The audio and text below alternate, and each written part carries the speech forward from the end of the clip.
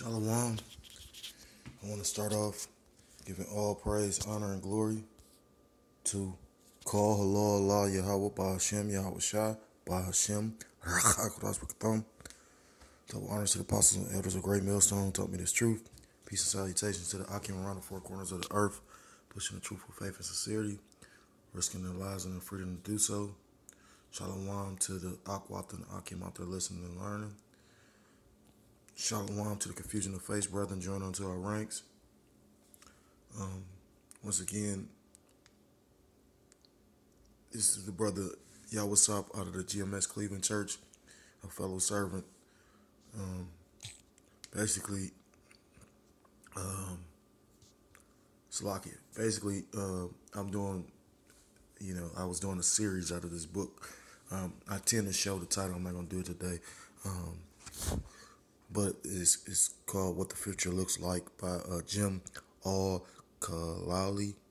And basically goes into the different endeavors Esau wants to go into.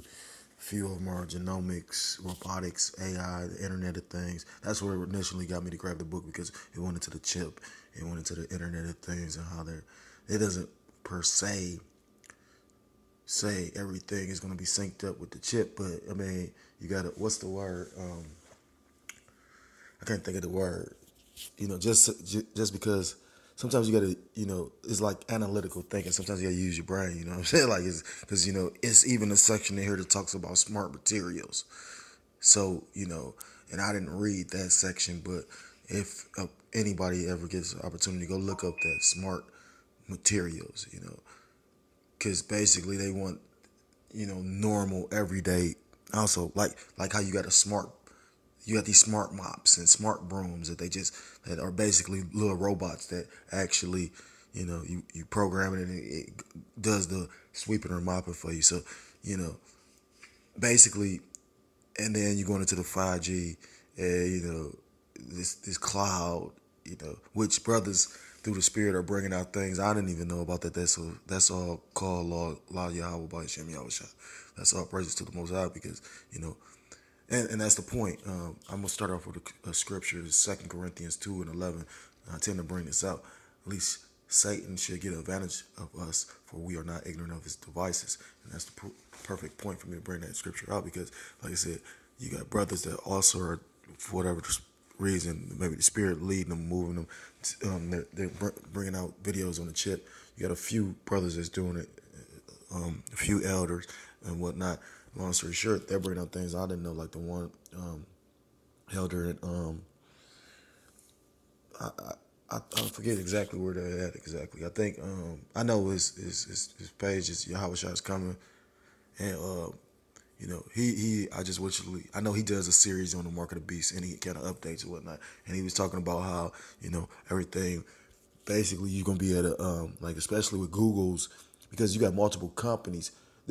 They really plan on, like, this gonna be a lucrative thing as well. That's why you got so many companies involved in it. And you got Elon Musk with his Neuralink. Then you got Google got its own little thing.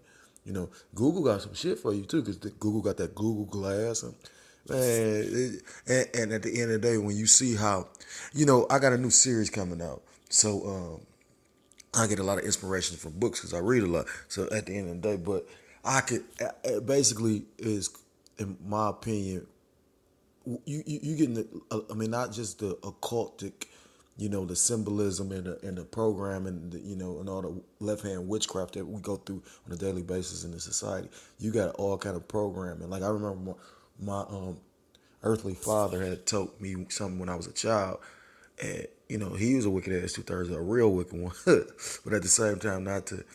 It says honor thy mother and thy father, and I struggle with that one because I ain't about to go into too much detail, but the point is, at the end of the day, I honored him up until the point that, you know, it's hard to explain. But put it like this: the most I'm gonna say is this: when I came into truth, my father was involved, and I wholeheartedly not just believe. I know that it's a Illuminati, and I know that you got these gatekeepers, and I know how you got wicked ass Jake. Put it like that. But he made a statement about the TV. The TV, he said that's the idiot's box. You know what I mean? And I used to wonder why he said that because he kept a TV. You know what I mean? We didn't get very many luxuries when I was growing up, but we did have cable. We was like one of the few families that had that. Not just, you know, always wondered like, well, why would you make that statement? But then you got the TV. But years later, I understood why. And when you go into the history of the TV is based on witchcraft. Real talk. I believe it's a book called None Dare Call It a Conspiracy. I can't remember the guy's name that wrote it. I think his last name is Allen. And he goes into the talking about the TV.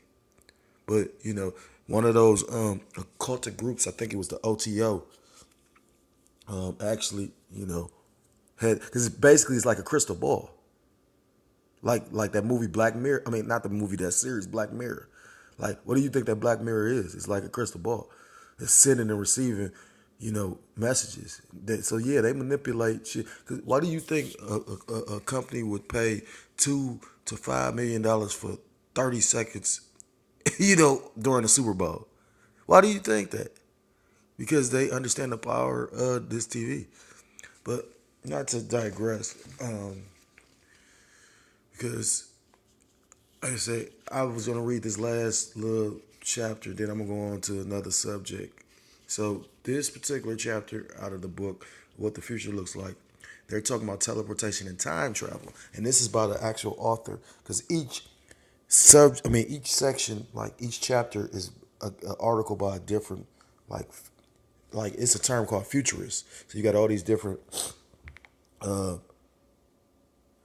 see, like the scientists in these pages are interested. See, these are all scientists. So, but you got a term called futurist. Go look it up. Like it was a guy that was a futurist that made the statement about, and this was like around, I want to say like 2011, 2012. It was right before I was coming into the truth as far as going through my testimony.